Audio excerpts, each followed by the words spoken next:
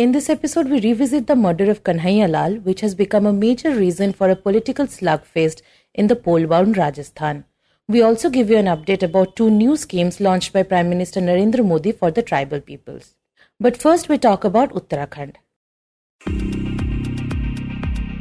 Hi, I am Utsa Sarmin and you are listening to 3 Things, the Indian Express news show.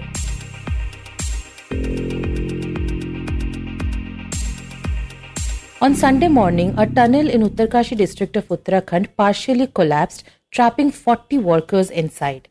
The under-construction tunnel is a crucial part of the Yamunotri National Highway. When we spoke to the Indian Express's Avaneesh Mishra, he told us about the highway and the kind of work that was going there before the tunnel collapsed. This particular tunnel is being constructed by the NHIDCL through Navyuga Engineering Company at a cost of rupees 853 crores. The tunnel aims to reduce the distance between Yamunotri and Gangotri, which are 2 of the major pilgrim sites in Uttarakhand, and once completed, it will reduce the distance between Silkyara and Barkot from 26 kilometers to just 4.5 kilometers, which is the entire length of the tunnel. It will also reduce the travel time between these 2 places by 1 hour. Initially, the plan was to finish this project by February next year. However, the current incident might increase that time limit because more work will be required before the construction can restart on the tunnel. Now, shortly after the incident, the State Disaster Response Force, the National Disaster Response Force, along with the police and local administration personnel, initiated a rescue operation.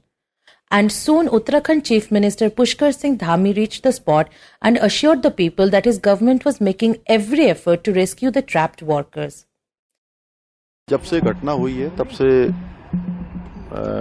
लगातार हम लोग इस घटना की जानकारी और जो भी बचाव का काम हो सकता है उसके लिए सभी से संपर्क कर रहे हैं और माननीय प्रधानमंत्री जी ने भी कल पूरे इस घटनाक्रम की जानकारी ली है और साथ ही उन्होंने हर संभव जो सहायता है उसका उन्होंने हमें आश्वासन भी दिया है, भरोसा दिया है और उसके बाद लगातार The rescue teams are currently employing various methods to drill through the collapsed tunnel.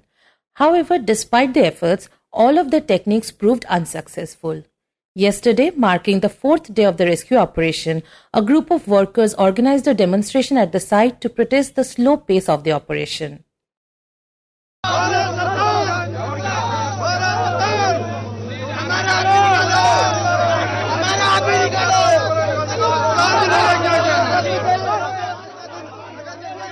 And as of now, the rescue teams are waiting for a bigger and heavier machine to arrive from Delhi to continue drilling through the debris.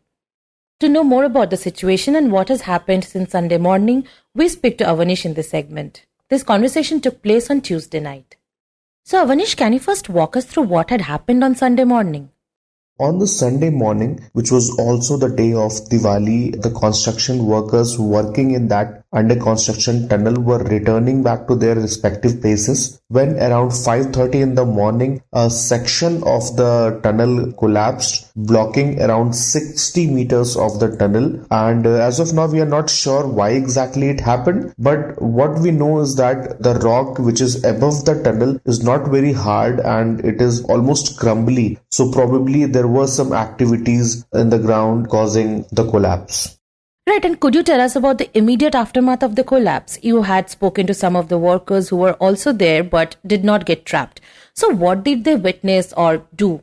The incident took place around 5:30 in the morning, and when the collapse happened, some of the workers who were in the night shift had already exited from the tunnel and they were about to reach their respective rooms when they came to know about the collapse. And initially, they did not think that it was that much serious, and the first reaction was to call the JCB drivers and try using those machines to remove the debris so that those who were trapped inside could come out. But within a few hours after the administration was informed and bigger excavator machines were called, they soon realized that the debris is there for several meters, and later it was confirmed that it was around 60 meters. So it's been 3 days now and the rescue and relief work is still going on. A communication is established from this side to those who are trapped inside, and oxygen is provided along with water, and food supply is also there.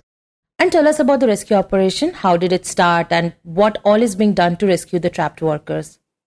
For the first 2 days, the rescue operation included using heavy excavator machines to remove the debris and load them onto the trucks so that slowly we can clear the pathway, which is around 60 meters long. But the problem was that while the rescuers were removing the debris, more debris was falling from the tunnel, even though at a slower speed, but that was significantly reducing the rate of removal of debris. So for now, a new technique is being used under which machines are being used to make a drill through the pile of debris and then push steel pipes which are around 900 millimeter in width so that it could create a temporary passage for those inside to crawl and come to this side and be rescued. And could you tell us how are the trapped workers now? We know that communication had been established with them and oxygen and food has been supplied. So what is their condition as of now? For the initial few hours after the incident took place, there was some panic among those who were trapped inside. But after a communication was established on the midnight of the day of the incident, things have been better since then. The rescuers are able to provide a continuous supply of oxygen along with food packets and drinking water, medicines and any other thing which they require. They are also talking to those who are trapped inside and asking about their well-being and asking if they're doing okay. And so far there has not been any issue. And how challenging would you say is this rescue operation, especially in terms of the risks that the teams are facing? The main challenge faced in the entire operation is that the rock in the area is very loose, almost crumbly, and that is causing the debris to still fall even as the rescue teams are continuing to clear the way. Even today, when the rescuers were preparing the platform to carry the auger machines, more debris fell on the platform which hindered the entire process and even blocked the way. So because of that, they needed 5-6 hours extra and they'll most probably be able to start the drilling process on the Wednesday morning. Now, as we mentioned before, this technique failed to rescue the workers on Wednesday, and the relief teams are now looking into bringing a bigger machine which can drill through the debris.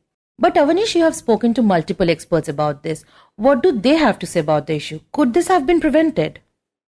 I mean, at this point, the focus of the government and the administration is not on the questions about could this have been prevented or not. They're focusing more on the rescue and relief operations. However, I was talking to the Secretary of the Disaster Management for the Uttarakhand government, and he said that, there are some points which needs to be looked at, and there must be some lapses when it comes to the security system and the alarm system. And for that, the state government has formed a committee which will ultimately look into all these matters. But as of now, it is safe to say that if the security system and the alarm system was better, probably this incident could have been avoided.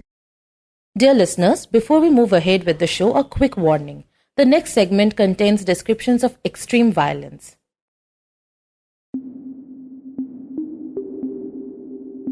Last week, Rajasthan Chief Minister Ashok Gehlot alleged that the perpetrators responsible for the murder of Udaipur tailor Kanhaiya Lal were affiliated with the Bharatiya Janata Party. Kanhaiya Lal का murder करने वाले कौन थे? BJP के लोग थे. ये उनको ब्रीफिंग नहीं की होगी. उनको 4-5 दिन पहले जब थाने में ले गए कोई मुकदमे में, तो वहाँ के बीजेपी नेता ने उनको छुड़ाया था. ये बात उनकी Gehlot's remarks came after Prime Minister Narendra Modi's repeated attacks on the Congress-led Rajasthan government, in which he accused it of engaging in vote bank politics over Lal's killing. Udaipur में कन्हैया लाल जी के साथ आतंकी घटना कांग्रेस सरकार पर बहुत बड़ा दाग है. ऐसी जघन्य वारदात उदयपुर में इसलिए हुई क्योंकि यहां आतंकियों के साथ सहानुभूति रखने वाली कांग्रेस की सरकार है. साथियों, Last year, on the 28th of June, 2 men beheaded Kanhaiya Lal inside his shop in Udaipur. After the murder, these 2 men, Mohammad Riaz and Ghoz Mohammed, posted a video online in which they boasted about the killing and even threatened Prime Minister Modi. Lal allegedly became a target of these men after he posted a video of the former national spokesperson of the BJP, Nupur Sharma. And as most of our listeners would remember, last year Nupur Sharma had made derogatory comments about the Prophet Muhammad, which caused an uproar in the country and provoked a diplomatic backlash from the Islamic world. Now a year later, Lal's murder has once again come into the limelight in the poll-bound Rajasthan, where, as we mentioned, the BJP and the Congress have been engaging in a political slugfest over the incident. To know more about the incident, my colleague Shashank Bhargava had earlier spoken to the Indian Express's Hamza Khan. Here is an excerpt of that conversation. Hamza, could you tell us what led to this killing and how the police first came to know about it? So, as per police, the victim, Kanhaiya Lal, he had allegedly posted a video or shared Nupur Sharma's video on his Facebook. And that had led to outcry in Udaipur, in his locality. So, in a complaint, Kanhaiya Lal had said that it was not him who posted, since he doesn't know how to use the mobile phone as much, and that it was his son who was playing games on the mobile phone, and he erroneously posted the objectionable video, which led to rejection by the local community. And was this the same video in which Nupur Sharma made those inflammatory remarks against the Prophet and which led to Muslim countries criticizing India? Apparently it's not been confirmed, but yeah, it is said to be the same video by Nupur Sharma, which was posted by Kanhaiya Lal, or his son, as he had claimed. Okay, so he supposedly posted this video online. What happened after that? So then, subsequently, he started getting threats, and then there was an FIR in Udaipur by a local on 10th of June. So after that FIR was lodged, on 10th or maybe I think 11th itself, he was informed about the FIR and then he was arrested. And then subsequently, he was given bail by the court. And after that, Kanhaiya Lal alleged that there were some locals, including the person who had lodged the FIR against him, who used to turn up at his shop and, he used to roam around the shop conducting a recce. And so this threatened Kanhaiya Lal. And on 15th of June, he submitted a complaint to the local police station, saying that 4 or 5 persons, including Nazim, the person who had lodged an FIR against me, they have been conducting a recce of my shop and there's a threat to my life. And then importantly, he had also said that they have made my name and photograph viral in their WhatsApp groups. And then they have issued a threat that if anyone spots me anywhere, then I should be killed. So that's what he had said. And did the police do anything after they came to know about this?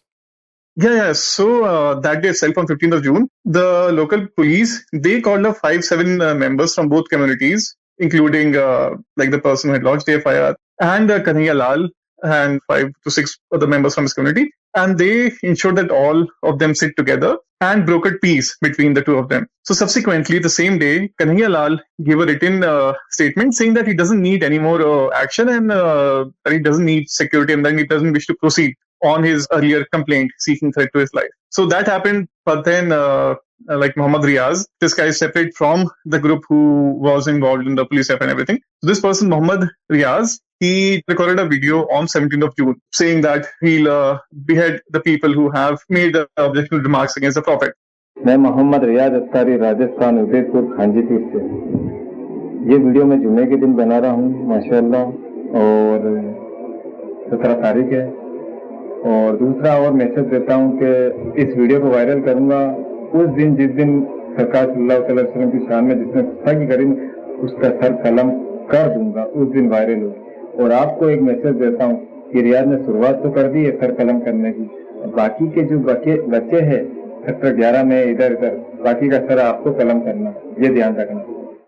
So in the 17th of June video, Muhammad Riaz didn't name Kanhaiya Lal. He just issued a threat that whoever has made the comments will be beheaded, and he exhorted other people to commit similar acts. And then later, that is on the 28th, he was the one who committed the broad daylight murder in Udaipur with his accomplice. So almost 12 days before the killing, he made a video saying that he would do this. Yeah. Okay, and you mentioned his accomplice. Talk about him a bit, who he is, and have he and Muhammad Riaz been part of any organizations? The person is Muhammad Ghosh, and the two, as a police, used to live on rent in Udaipur, but they had been living there for quite a long time. And the police is still trying to find out about them, about their antecedents. But so far it seems that, they work independently and no connections as it have come to light, if they had any links with any organizations. But it's still too early to say if they had any links with any organizations or if like they were influenced or if there was a bigger hand behind them. Okay, and apart from that one video he made on the 17th, Riaz actually made other videos as well. Could you talk about what they reveal? Like there are at least 3 videos. So second video is of the day itself when they recorded the murder. And the third video is allegedly post the murder, which was recorded by these 2 guys, Mohammad Riaz and Mohammad Ghosh. So there they are boasting about the killing and they are waving the cleaver, which still has some blood, as we can see from the video. And they're issuing threat to the Prime Minister Narendra Modi and Nupur Sharma as well, saying that, we'll come for you as well. मैं मोहम्मद रियाज अत्तारी जी हमारे घोष मोहम्मद भाई उदयपुर के अंदर जो Malda state वाला है उसका sir कलम कर दिया है लब्बैक या रसूलुल्लाह हम जी रहे हैं आपके लिए और मरेंगे भी आपके लिए ए नरेंद्र मोदी सुन ले आग तूने लगाई है और हम बुझाएंगे हम इंशाअल्लाह अगर ये छुरा मेरे रब से दुआ करता हूँ तेरी गर्दन तक भी जरूर पहुंचेगा इंशाअल्लाह और कुतिया तक भी पहुंचेगा.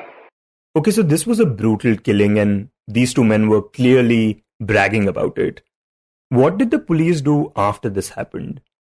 So, first of all, of course, the police, the SP and the district collector, they went to the spot and but then it suddenly flared up and they appealed for calm and they appealed for peace from the locals. But then it did flare up a bit and there was a bit of arson and violence in Udaipur till late night. And also the family members of Kanhaiya Lal and some locals were protesting with the body. So from the murder till late at night, the body was still there on the spot. And it was only after much persuasion by the district administration did the family members and the locals relent and agree or yielded to, to let the body be taken to the mortuary and that the post-mortem be conducted. So the post-mortem was conducted Wednesday and the body was handed over to the family and it was cremated as well. And what action has been taken against these men who killed Kanhaiya Lal? Yeah, so one of them, Mohammad Ghosh, allegedly hails from his native place is Bhim in Udaipur, Rajasthan district. So Rajasthan is adjacent to Udaipur. So after the killing, they were trying to escape to Rajasthan on a bike. So the police traced their bike and then the police gave them a chase. So allegedly, these 2 were spotted at a local checkpoint. But then these 2 tried to give a slip and then the police gave them a chase. And then there was another checkpost subsequently where these 2 were nabbed by the police. So they were arrested on Tuesday itself within hours of the murder.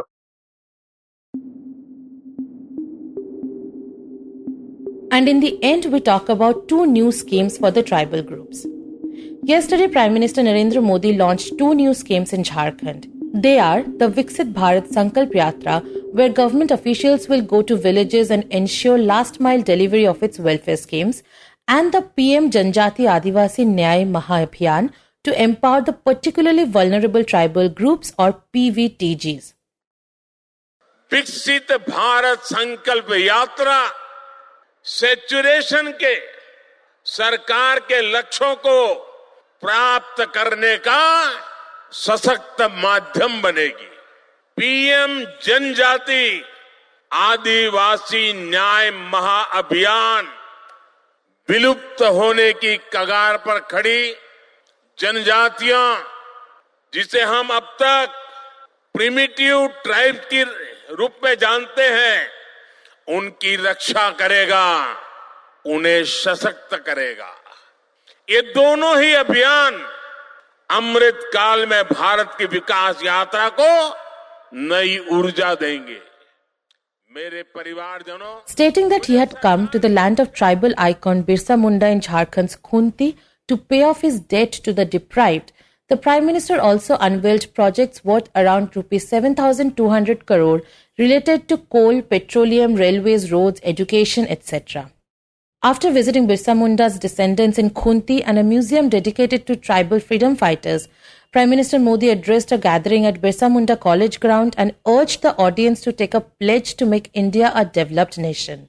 He said, quote, "We take a pledge to fulfill the dream of making India Atmanirbhar and a developed nation by 2047, to shed the slavery mindset, to feel proud of the country's rich heritage, to strengthen the unity of the country and respect the people who protect the country, and to fulfill the duty of being a citizen of this country." Unquote. He also said that during his government's last 2 tenures, 13 crore people came out of poverty. हमारे आने से पहले भारत की एक बहुत बड़ी आबादी मूलभूत सुविधाओं से वंचित थी।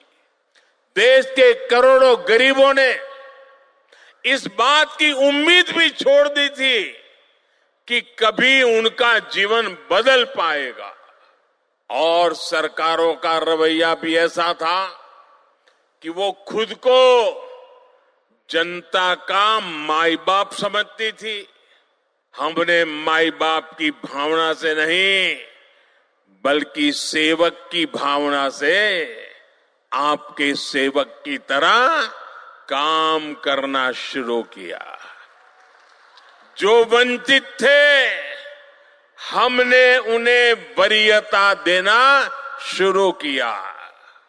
जिन्हें सबसे दूर समझा जाता था, सरकार खुद चलकर उनके पास गई। Prime Minister Modi also said there needs to be a new energy in India's Amrit Kal, and for that he told the crowd an Amrit mantra. If a developed India has to be built, 4 Amrit pillars have to be strengthened.